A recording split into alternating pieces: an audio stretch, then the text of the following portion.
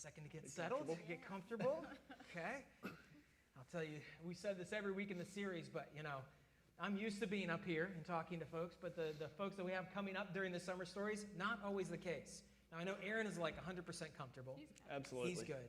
Kayla, not so much, which seems to be a theme as we've been going through this series. For those of you, though, that may be new with us, what we're doing is something called Summer Stories. And through the summer, we're just having some folks from our church come up and sit down on the couch, and we're talking about something they've been through or things they've been through, what their story, their testimony is. And the goal for that is that all of us will not only get to know them a little bit better, which is nice, because some of you may be new around here and don't know Aaron and Kayla, who are here today, but also that we would be challenged and we would be encouraged so that whatever it is that we go through, we can walk through it with the lessons that they've learned from what they've been through. And so it's been a really great series so far. We got a few weeks left. And today I'm excited because, as I mentioned, we have Aaron and Kayla Plummer with us. So if we would just give them a round of applause and thank them for being with us today.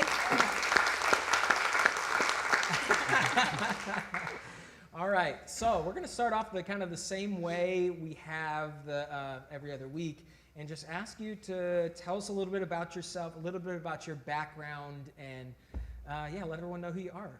Gotcha. I'll go first. Like he said, I'm Aaron Plummer. I was always born and raised in a little country church. We drove 35, 40 minutes to get there every Sunday. When the doors were open, we were there. Like I told John when we were going through this, I remember there was one Sunday, I was probably in middle school, high school age, so, the age where a kid doesn't really want to go to church. We showed up, I remember it was snow and ice, and we showed up, there were 6 people there, including the preacher. 4 of them were from our family. We were 4 of them. So, I grew up in church the entire time. Of course, as I got into college age, I steered a little bit away from church, but I still knew who God was, still followed God and all that. But, I just wasn't there every Sunday. I'd go every once in a while, not, basically like a lot of people do, make sure you hit your Easter and your Christmas and you're good. I felt like that was the way. Yeah, those are the big ones. Yeah, you got to get them. But then I was at a point in my life, me and a friend of mine, I'll go ahead and hit on this. Me and a friend of mine were, we went out and on Saturday nights and did our thing together. We would always go to Dave & Buster's and play games. Saturday nights, every Saturday night, stay there for hours. Then one Saturday, he said, "Hey, lady from work, her daughter's coming. She's coming with us." I was like, "Okay, whatever, Little did I know they were trying to set me up. I didn't know. Why you didn't get the memo? So I'm like, cool. So we did that. She came that first night, and it went interesting. We'll say that. We'll say that to be on the safe side. Leave it there, yeah. But the next week, the next Saturday night, I can't remember if he went with us or what, but I know that me and Kayla at least were together. And when I dropped her off that night at I say that night, it was probably 2:30 in the morning. I'm sure my in-laws remember exactly what time it was. She said, "I'll see you at church in the morning." And ever since then, we've been in church every Sunday together. Yeah. Every Sunday together, so. Yeah. I'm getting cheers. I'm liking it. I'm already doing better. This is great. So, but that leads you a little background on me and how we met and how we got back in church together. All right, I guess it's my turn. Okay. If anybody remembers Jeremy, I'm right there with Jeremy. I went to First Assembly Christian School in Concord. So I actually went there from 4 years old all the way up until I graduated. So I grew up in a Christian school. And then we were in church when we lived in Concord until I was about 7 years old. And we were kind of in and out of different churches. But once we came to Gold Hill, we live in Gold Hill, and we still live in Gold Hill. We found a little country church, and we were there every Sunday, every Wednesday. Anytime the doors were open, we were there. So we grew up in church pretty much. Sorry, the whole time. Back real quick. Oh, is it me? Okay. Yeah, it's not on. Now is it on? Okay. Thank you, Uncle Jeremy. Thanks. There we go. Okay. Recap, First Assembly, little country church. So yeah, I grew up in church, even in school. I went to school, had Bible class, and then came home, and then we were always there whenever church was open. And then we met, and we continued going to church and working with youth and all different things. So. Yeah. And I love that you're the one that pulled Aaron back in. Jess and I have the same story. Like when we actually got married, and I had no interest in going to church anywhere or being a part of anything like that at that time in my life. And she was the one that kept beating the drum. She kept beating the drum, and I'm so thankful that she did. And finally, she was able to pull me back in. So that's a cool story. Now, when you guys met and you ultimately got married, end of 2015? 15, yeah. 2015. And your plan for your family at that point, you told me you're planning on having 2 kids and then adopting one, right? Yes. So just a little bit, why was that your plan? What were you thinking? Well, that was our plan because we wanted kids of our own, but we also knew there's so many kids out there that need a home. And that was something that both of us had in our hearts at the time. Still do, as a matter of fact. But it's just something that we agreed upon, and we just seeing so many. There were several in our church. We had one family. She adopted 3 children. So she adopted a set of twins. And then she ended up adopting another little boy from the Philippines. So we were already seeing it firsthand, and we just absolutely loved it, and just was a big part of us. Yeah. And we had also together seen a guy that I know. Oh yeah. Him and his Nick. family, actually Nick, I had actually adopted and went through the process of adoption of a little girl from Uganda, to where he had to go over there and live for, I think it was 6 weeks, and she had to go over there and live for like 6 or 8 months before they could actually follow through the adoption process. And seeing that and seeing the hearts of those people, of what they have to go through to make sure these kids, that innocent kids that don't have a choice in life, while they are in the situation they're in, really hit on our hearts a lot. Yeah. And then when you found out about Carolina Family Church opening, because you were traveling a Right. ways to go to church, the place where Yeah. I was on staff, like I Yeah. said, we kind of got to know each other. But you were traveling for that, and then when you found out that we were starting the church here, and we talked about the vision of our church to help families, and how many people were a part of our church that were either adopted parents or foster care parents or other things like that. That was one of those things that kind of connected it for you. It to just say, drilled everything right in. yeah, like said, oh, what God's given us an idea for, a vision for, this church has a vision for. So that's Yeah, cool. it definitely showed that God was leading us to this place for a reason. It wasn't just the preacher that we heard preach about the Haps hot dog with the chili running down his hand one Sunday. There was a bigger reason. Yeah, okay. Yeah, I knew what he was talking about. But yeah, so all right, so you got married. You had this idea for your family. Your first child was born, Merritt, right? Right. And everything was on track, right? Everything was going according to plan. And then all of a sudden, everything wasn't going according to plan. So if you can walk us through sort of what happened, and this is really the meat of what we're going to look at today. So. Yeah, so it all started, and I am awful with dates, by the way, so please don't recall me on any dates. He can be the date man. But it all started one day. I went to work, dropped the kids off at dropped Merritt off at the babysitter, and everything was just a normal another day. And she happened to call me at work, and she said, "There's something weird about Merritt's diaper. I just don't know what's going on. Like, it's not right." She walked away and then just immediately started screaming in the middle of the hallway out of absolutely nowhere. And when she went to change her diaper, it looked like there was grapes. So she immediately called me, and it was kind of a whirlwind of events from there. I called him, and he's like, "Well, let's just take her to the doctor's office. Let's just figure everything out, see what's going on."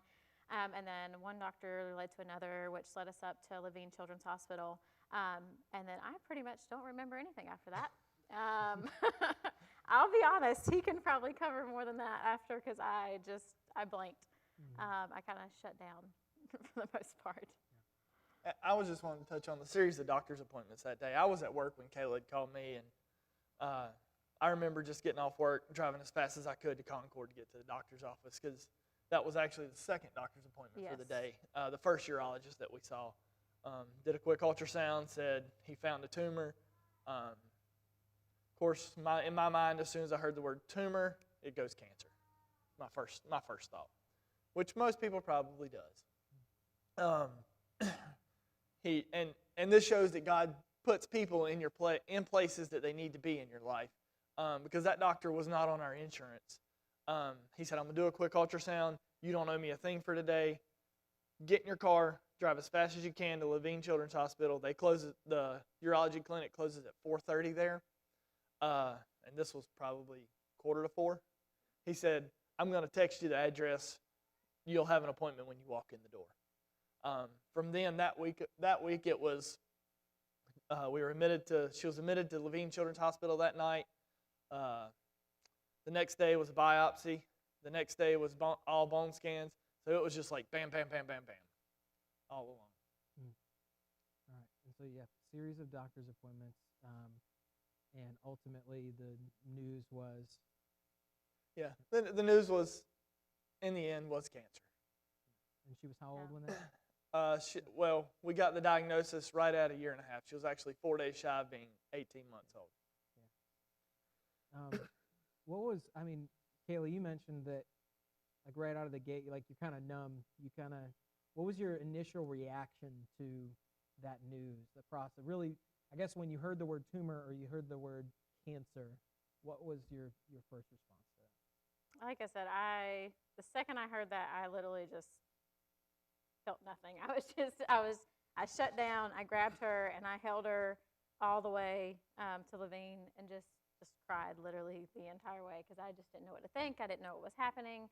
I just shut down completely. I didn't care what they told me after that. That's all I heard, and so that was pretty much it.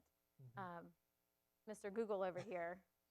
I spent all those nights literally laying or sitting up on a couch, pretty much like this one, not nearly as comfortable as this one, and just on Google. I wanted to know everything there was about it, ins and outs, down to survival rates and everything else. I wanted to know as much information as I could so that I felt like there was something that necessarily wasn't anything I could do. I knew that God had a hold of the doctor's hands and all that, but I just felt like there was more that I could possibly do if I knew some answers or knew more about it. Yeah. I think it's interesting. I see this a lot in couples when something like that strikes. That usually there is that kind of balance between the two. There's both of those reactions often come up, and they're just two different ways of looking at the same thing. And it's good that God put you together as a couple because, because Aaron could go into action mode and could try and figure all these things out, and you could kind of pull him back a little bit, and temper him a little bit. And so you get the news, they do give you a treatment plan, and they had a treatment plan that they thought would work, right? And that was going to be about 1.5 years Correct. of treatments. And so you started into that. So help us to a little bit understand, you've got sort of the initial chaos of the whole thing. And I remember going to the hospital and when you were getting answers and waiting on test results and, all of the things. And there's sort of that, you have to deal with the whirlwind of that. But at some point, everything settles down and you realize this is what it's going to be. And you get a moment to breathe. If you don't mind, talk to us. Well, even if you do mind, talk to us a little bit. Where are you going with this? Talk to us. No, nothing big. Just talk to us. I mean, that causes we can imagine any of ourselves in this situation, at least in part, and it's going to cause you to ask a lot of questions about God and what He's doing and what His relationship is like with you. How did you, as you were going through that, what did your relationship with God look like? What kind of questions did you ask? What confidences did you have? Just talk about the spiritual aspect of going through that initial process. I'll say this, from the beginning, one of our biggest things is we just put it all in God's hands. I mean, we didn't know what else to do at the time. I remember two of the hardest things that I've had to say in my life, the two hardest things actually, was sitting on the couch that was a lot like this one here, with our parents in front of us, having to say, she's got cancer. That was hard. Another hard thing that the words that came out of my mouth is I remember a conversation that Kayla and I both had in the car that weekend after the initial initial diagnosis was we got to put it in God's hands because no matter what happens, this is God's plan. If we only get our little girl in our arms here on earth for a year and a half, that's God's plan. We've just got to trust in God and trust what He's doing here. And from that day on, I mean, it's just been putting it all in God's hands. Yeah, like you said, we felt, I mean, I hate to say it this way, but it was like we have no choice. Like, what else are we supposed to do? And before we went to church, we were there all the time, prayed, but not until then. It's like that kind of brought everything like, oh, no, there's no, oh, let's pray before we eat. Oh, let's pray at night, Oh, yeah, of course I talk to God. Of course, devotions and things like that. But no, like you have to talk to God. Otherwise, you're going to lose it.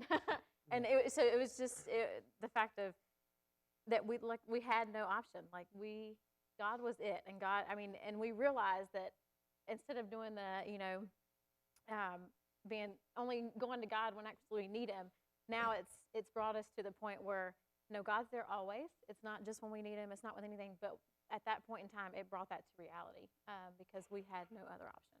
And I'll say it hit me hard too. At one point for a couple years, I was a motorsports chaplain. Going up with drivers and praying before the race and all. And they're like, pray for me to win, pray for me to win. In that time, it's God's plan. We got to pray for God's plan. So it hit me hard, all those people that I had told praying for God's plan. Now at this point, I had to pray for God's plan and God's will in my life. So that was coming back on me.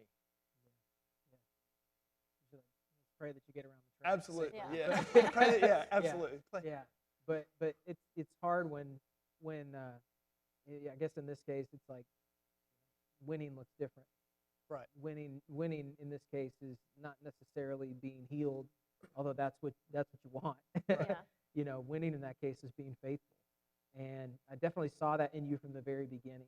And one of the things I noticed with both of you as you were walking through it is that while a lot of people would focus on what God wasn't doing for them, you guys were always focused on what God was doing for you and being thankful for all of the little wins and those kinds of things. And you expressed that a lot as we were talking this week too, about that mentality, the positive mentality that you had. Can you just talk a little bit more about that? Because I think for us, we would look at the situation you guys were in, and we talked about this, but from the outside looking in, we're like, how in the world did you deal with this? This is the worst possible thing. But that wasn't at all your mentality in the middle of it. Right, because we were at clinic weekly. Not every child goes to clinic weekly. Some of them go, every month, or some of them go every couple months for chemo. So every regimen's different. But we would see kids walk in, and we actually knew a lot of people personally. They would have feeding tubes. They couldn't get their child to eat. We never had that issue. The nutritionist, we talked about this. The nutritionist would come in every week, and she finally was like, you know what? I am not coming in every week to talk to you guys. She's gaining weight. If you need me, just call me. I'm here. So we never had to worry once about her having a feeding tube or any of those issues that would always get infected. Anybody we knew with a feeding tube, it was getting infected literally every week or every month at the absolute least. And then we'd see kids walk in one week, and then we would never see them again, meaning they had lost their battle. So the fact that we still had Merritt with us, being no matter the start of treatment or the end of treatment, we were still going to clinic. We still get to see our nurses. We still get to see everybody. And even the whole, I like the weekly aspect of it, even though it was more chemo, we got to see our nurses every week. We got to keep up with our nurses every week. And they kept up with us. Even after the first visit, and I don't think we reached on this, we had our first visit, we went, we got our diagnosis, and literally the next week, every single nurse we passed said, hey, Merritt, hey, Merritt, hey, Merritt, and knew her by name immediately. Like there was, whether they saw her for 10 seconds, whether they saw her for 30 seconds, whether they saw her for 3 minutes, every single one of them knew her name. So thankful for that aspect of it, for a whole nother family that we never wished we would have had, but we were absolutely thankful for. Mm-hmm. And then just seeing all these other kids struggle with different things, and Merritt merely just having a chemo infusion and not having to worry about anything else, have to worry about a hospital stay during her chemo infusion. We would go there in the morning, come home that afternoon, stay in our own bed and not have to live in the hospital for weeks at a time just to get chemo. And then seeing another little girl the same age as Merritt go through a surgery where they didn't think she was going to. She had an incision all the way down pretty much. And after the surgery was almost 12 hours, Bryn's, Yeah, that's about 12 hours. almost 12 hours long. And just seeing her and her mom fight, and she couldn't even hold her for several days until they finally let her hold her, and she had 20 billion tubes attached to her and everything.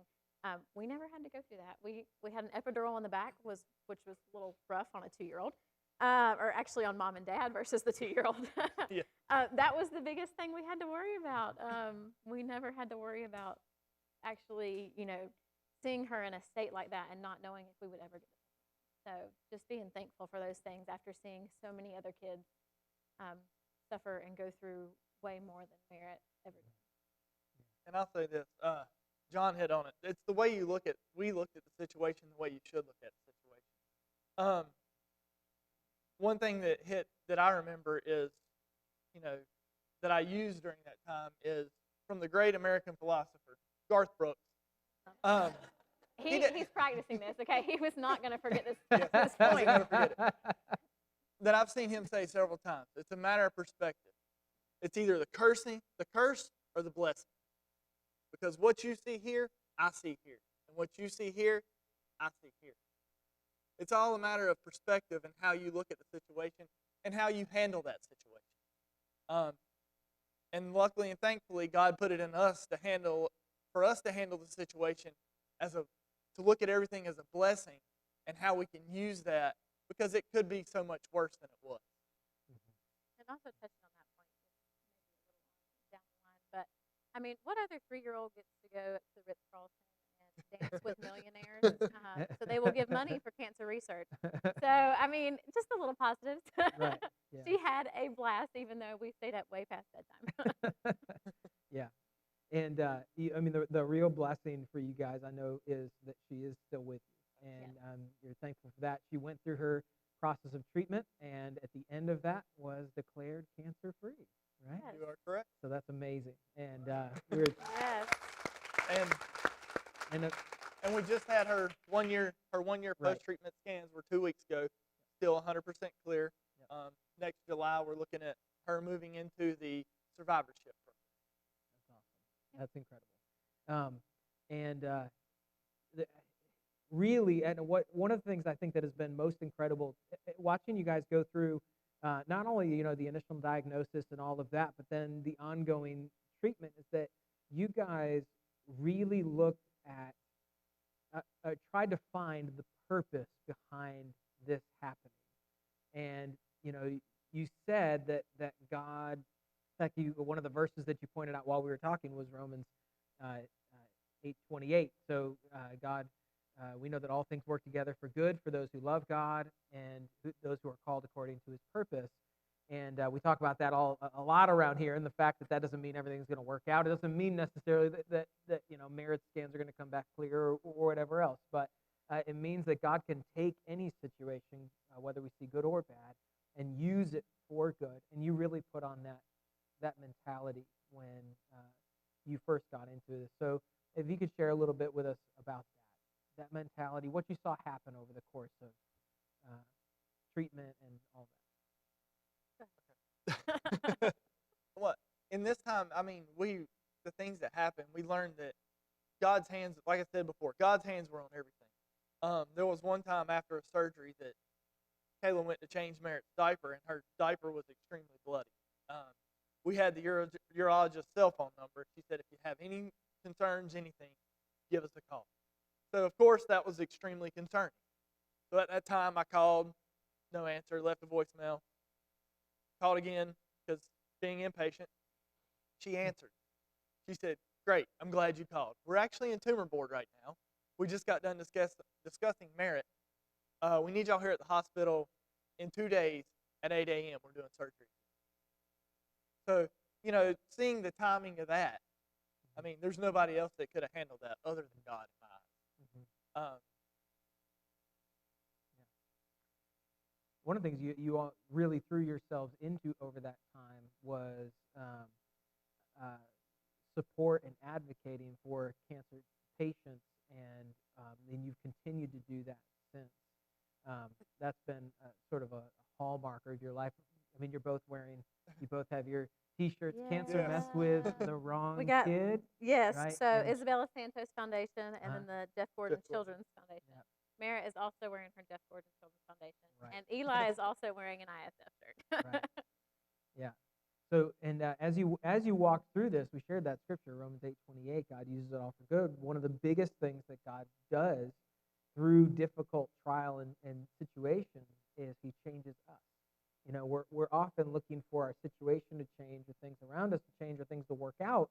But really, what God wants to do is to conform us into the image of His Son. And so we talked some about that this week, some ways that God has done that with you. So what are some of those things that you learned over the course of her treatment and that whole process? I'd say one of the biggest things that we learned is Kayla and I have always been fairly independent with each other, trying not to rely on too many people. But the support system that God put in place at that time, learning to, the word I'm thinking of is deal with it, but learning to accept that was what we had a hard time with. But once we opened up to it, there's no way we could have done it without. I remember back one time that Merritt had just got done with surgery. They put us on one floor, and that was when she had an epidural, and they couldn't handle her with an epidural on that floor. So they had to move her to another floor. And as soon as they called, the nurse up there said, "Oh, wow, we don't have a room big enough for them."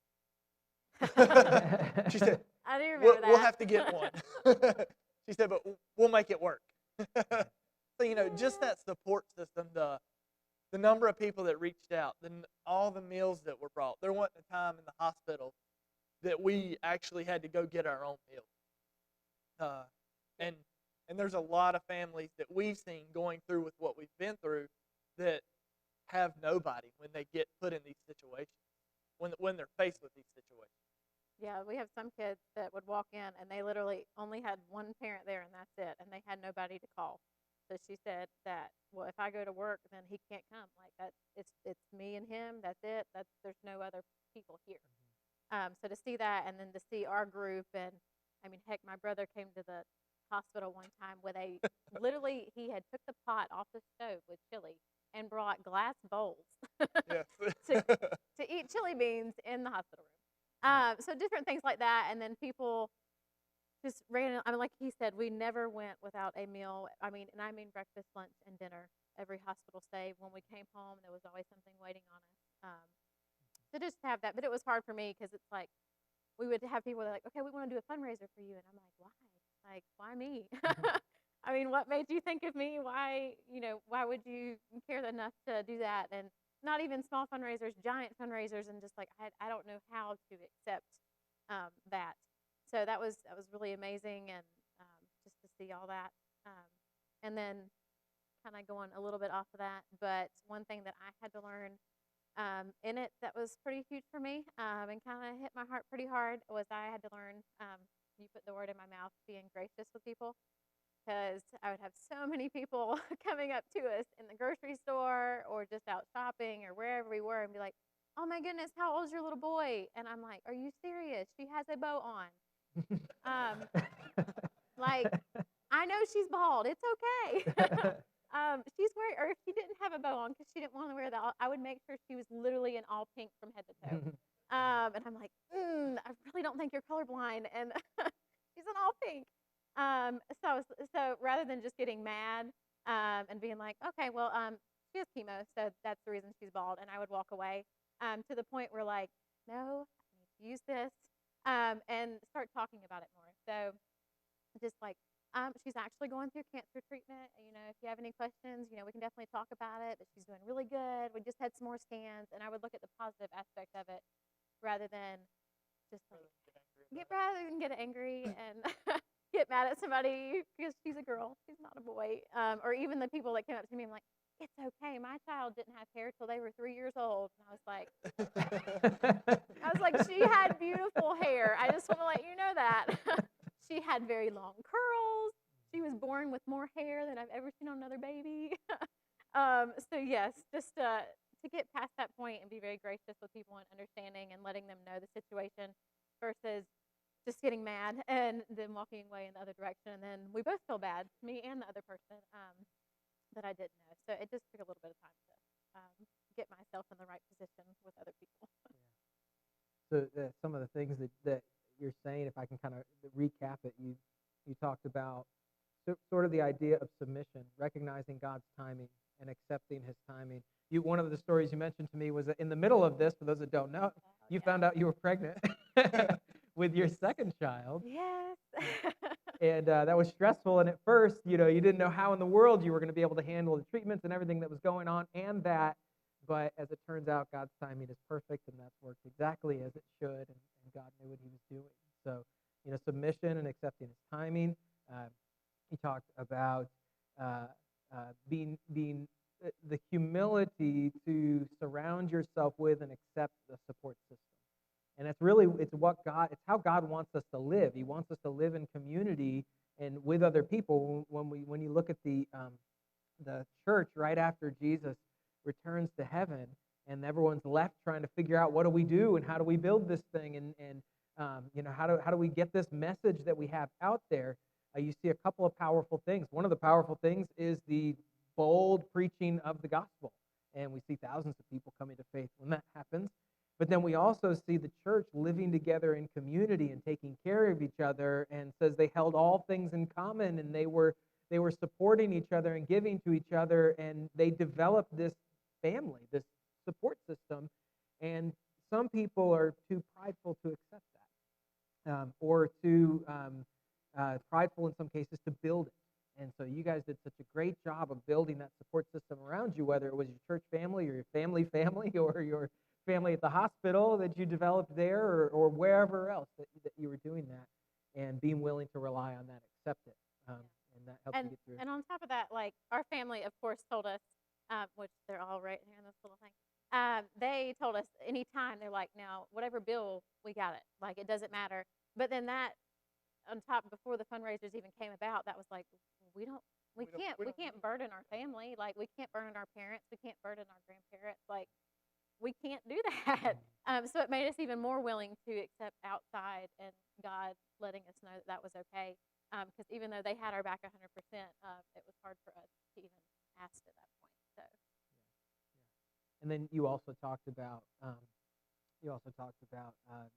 learning to be gracious. When you're in a situation like that, you have knowledge that other people don't have, and they come up and it can ease you with everything you're going through to be frustrated, but to give people grace and understanding and help to bring them to a place of understanding where you are as opposed to being upset. It's a character trait of Jesus, and it's an important one for us to have as well. But not only God taught you so much through this, but He allowed you to influence and be an encouragement to so many other people through it. And that's what a lot of us, I believe, saw from the outside, watching you guys operate as you went through it. And to us, I'm just going to speak for everyone here who knows you or watched you go through that. It seems like such a big thing. It seems like such a huge task. And I know for you guys, it was a day-by-day, step-by-step. You just took each thing as it came. But when you step back and look at the scope of it, it's huge to look at from that perspective. But what God did was He taught you and encouraged you through the entire situation. And now you've talked about the purpose in it. You believe He wants to use you to help other people go through the same thing. One of the verses that I was with Dennis Welch last Sunday afternoon, and he came up to me and he's like, hey, there's a verse that you probably should have been using every single week in this series, by the way. And it's from 2 Corinthians, and he's right. Probably should have been using it every single week in this series. But 2 Corinthians, written to a church that's experiencing persecution and difficulty, and Paul says this to them, blessed be the God and Father of our Lord Jesus Christ, the Father of mercies and God of all comfort, who comforts us in all our tribulation, that we may be able to comfort those who are in any trouble with the comfort with which we ourselves are comforted by God. The idea is God walks with us through our stuff so that then we can take that as an example and walk through other people with their stuff. And you guys have done that because and this blew my mind. I want you to tell everyone this because I couldn't believe it when you told me. It surprised me. But when you look at people who set up foundations and other things to support people who are going through childhood cancer, there's like a line in the sand that I didn't know existed, that almost everybody who is involved in ongoing research are families who have lost their children to cancer. But people who go through cancer treatment and their children end up cancer-free have a tendency just to move on and want to put it behind them. So can you explain that a little bit and explain that, but then talk about what you're trying to do? I don't know what the reasoning is behind it, but I mean, it's kind of like a door that they just want to close and forget that part of their life. And to us, I'm sure to somebody it makes sense, but to us it doesn't make sense because, we want to take what God has taught us through this to help those others. Like John said, every foundation that we can look at really has been people that have lost their kids to childhood cancer, not ones that their kids are thriving and running around here like our, at times, terrible 3-year-old, Oh, yeah. singing and dancing and all that. So, we've taken every opportunity that we can to help advocate and educate as many people as we can. Throughout the entire process, we had a calendar that we kept track of all of Merritt's appointments on. All of our chemo, all of our surgeries, all of our medications. But we also had a calendar that we had, this is the events that we're going to speak at and advocate for. There was one week that we had something to do every single day. And 1 month, every single weekend. Yes, 1 month we had every single weekend planned out, just to do what it needs to be done to help not necessarily help those, but I guess take up the gap of those that aren't out there advocating and aren't out there educating. We even at one event, it was on a Friday morning, we talked to clinic because Mary had chemo that Friday, and we talked to clinic, what's the latest we can be here to get chemo? So I think they said like 4:30, and we rolled in there at 4:25. She got her chemo. They locked the door behind us on the way out. And it was we are able to do that. So why not go at all costs that we can to do that as paying it forward to everybody? Yeah. And Merritt did not mind. She got gifts at every single event. So whether it be she got to wear a sparkly dress and she was super happy about it, or she got new shoes, or they would give her a goodie basket as she was going in and balloons going out. She got something at every event, so she was super happy. And our thing is, if we close the door now and just walk away, then what was God's purpose? Was there a purpose behind it besides just keeping it all to ourselves and, okay, we learned our 2 lessons, now let's just not share it with anybody else? So what was the purpose? So if we feel like if we don't share and keep on doing everything, then there was no purpose to everything that happened to her. And don't get me wrong, when it all first happened, I was going to say the hospital bracelet. the very first hospital stay, he took off the bracelet. He's like, we got to save this. And I was like, no, we don't. We can put it in the trash over there. And every single bracelet after this, we will just put it in the trash over there. And then all this will just disappear when it's all over. So I was that person in the beginning. And it took me a while to get past the point of, no, we need to use this and we do need a purpose. But it did take me a little bit of time to just want to forget everything because this is the worst part of my entire life. So it did help, getting to that point and now knowing that there is a purpose and seeing all these. We've had so many, even our social workers, she would literally come to us every week. She's like, nobody else will talk. Can you please talk?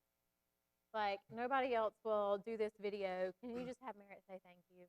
Like, nobody else wanted to share anything. Nobody wanted to be positive about anything.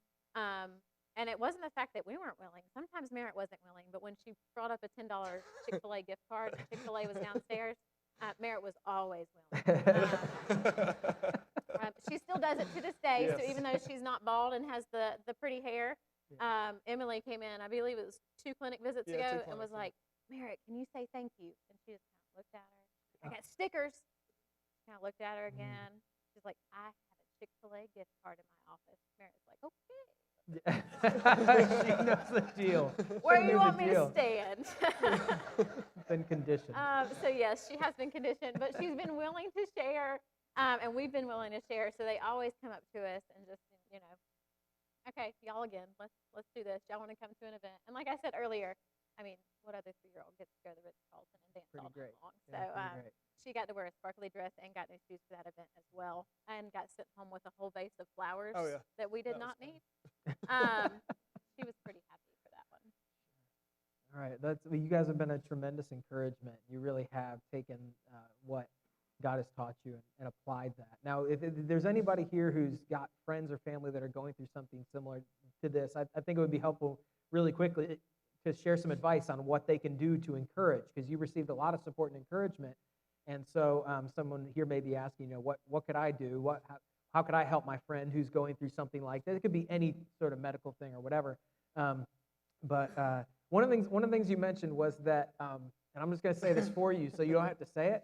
But when you were going through it, like everybody's default was a stuffed animal, right? You got so many stuffed animals, right? They got so many stuffed animals and appreciated all of them, but they got so many stuffed animals. They have 2 beanbag chairs in their living room or in their playroom, and they're just stuffed with stuffed animals. That's all that's in there. And you do have one with you on the couch. I do. We do have one. Yeah. So this is Dinosaur, if you ask Merritt. He actually belonged to a friend of ours that some people may know, but she discovered she had a tumor, and it actually took. And so Merritt made this at the beach and made it for her. It sings the Mario theme song. And she made it for her, and after she went through her surgery and she recovered, she brought it to Merritt after Merritt got her diagnosis. And Dinosaur went to every single hospital stay, clinic visit, chemo infusion, absolutely everything. He got his temperature checked under his arm. He got his blood pressure checked, which he has about 1 million blood pressure cuffs at home because they always gave them to Merritt. And he got his pulse checked on different parts of him. So yes, he went to everything, and she would not touch him at the house, period. He just went in a basket, and that's where he was. But when it come Monday morning and time for chemo, or any other day time for chemo, she would go dig him out, and she knew exactly where he was, and he always went with us. So that's the reason Dinosaur's here. And NC State, go Pack. I'm just wanted to add that. We got insulted by a few nurses because of NC State, so I just wanted to support that a little bit. And you felt it was only appropriate that he be up here for this today. It's Absolutely. true. He's been Since through she's everything not else. here, he is here. This is Merritt. There we go. So Well, I'll say one of the biggest things that helped us throughout this entire thing was gift cards. yeah. Food gift cards were huge. We ate most clinic days, we ate 3 meals a day away from the house. We'd stop and get breakfast, have to get lunch in clinic, and then have to stop and get, if there wasn't supper waiting at home for us, which our families took care of the majority of the time, food on the way home. But another big thing was gas cards. Gas cards were huge. We put 40,000 miles on Kayla's car in a year and a half, which is tremendous. And that's just trips back and forth to the hospital. So, if you know somebody that's going through a situation, those are 2 things that would be huge, to be a huge help towards them. Yeah, and the reason, if you can do a little bit of research and look at the hospital, because we did a gift card drive not too long ago, and I know a lot of people participated and gave gift cards for that. And I know some of them were like, why are you doing the most expensive restaurant there are? Like Chick-fil-A, expensive fast food. Starbucks, who needs coffee? Really, when you're going through something like that. Panera Bread, like another expensive, somewhat fast food. Those were the 3 restaurants in the hospital.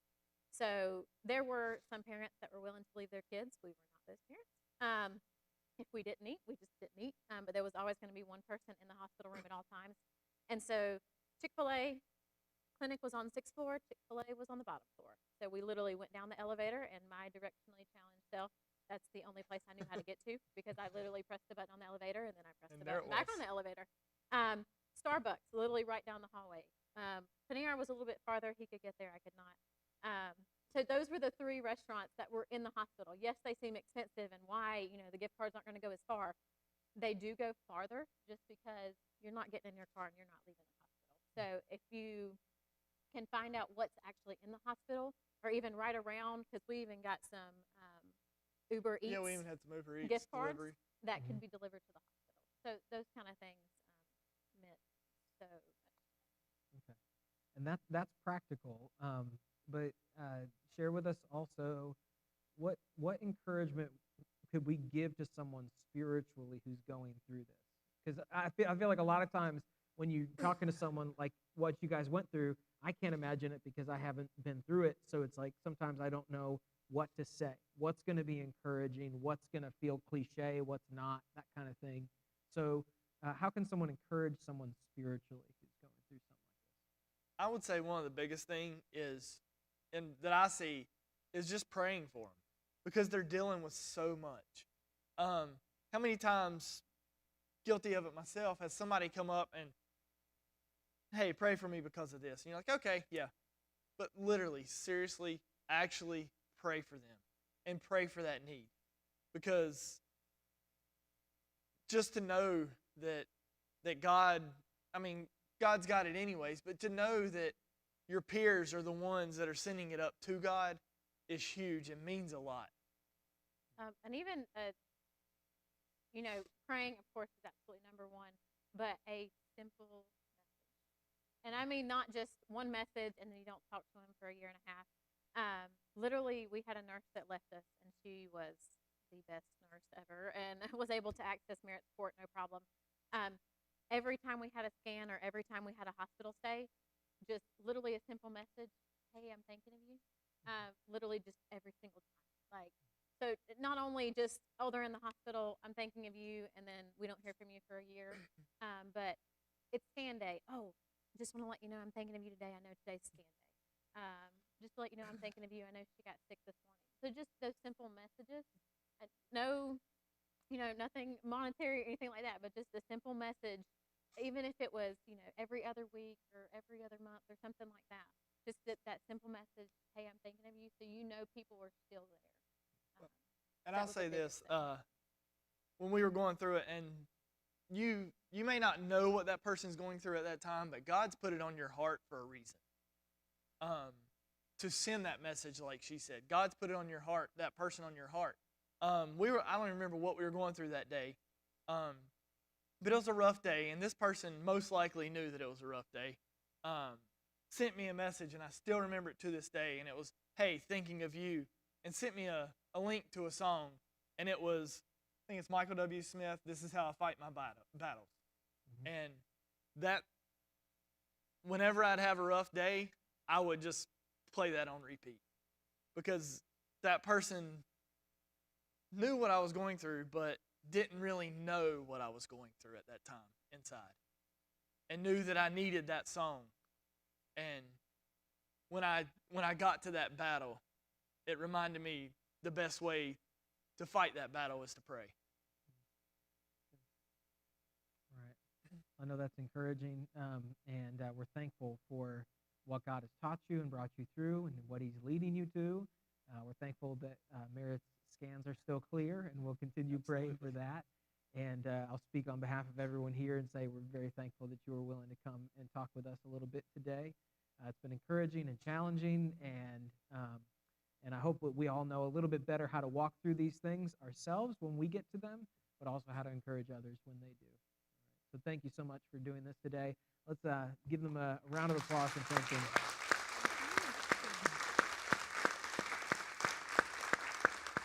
All right. Well, I'm going to pray, and I'm going to ask God to continue to bless you and your ministry through this as well, and for all of us as we look to see what he wants us to do. All right.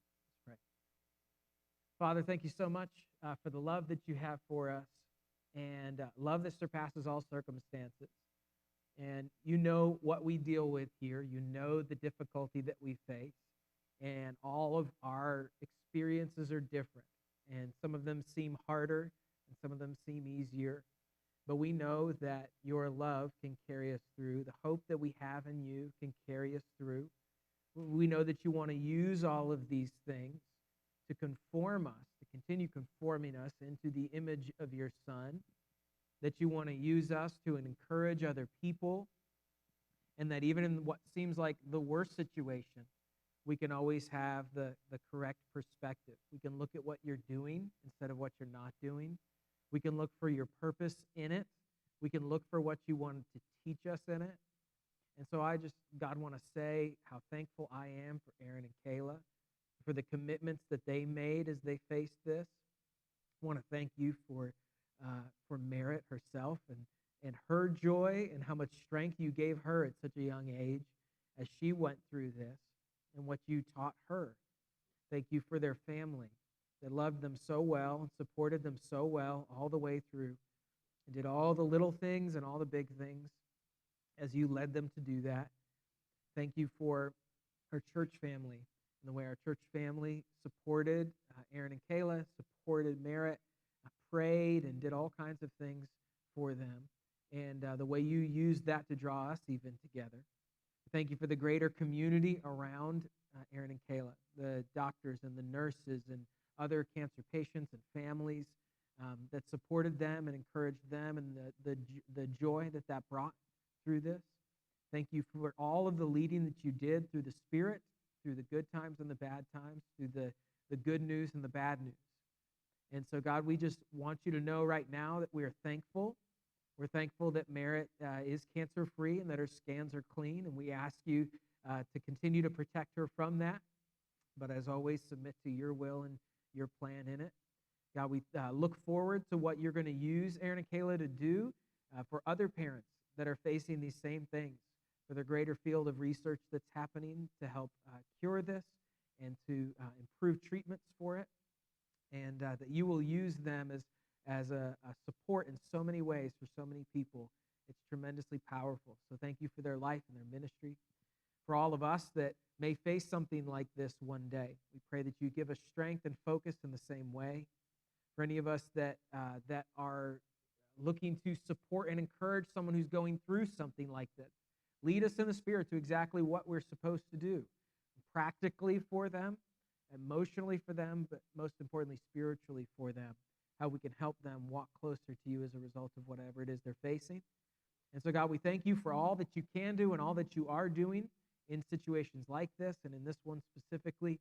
And we ask that you continue to encourage us and lead us and guide us so that we understand in our life how to support those around us, how to walk through our own situations with the same level of grace and focus, and that in the power of the Spirit, knowing that we are your child, saved by your grace, because we have put our faith in Jesus Christ for salvation, we know that, Christ, you are returning, and you're going to set all things right, and we're looking forward to that day. And in the meantime, we want to walk closely with you.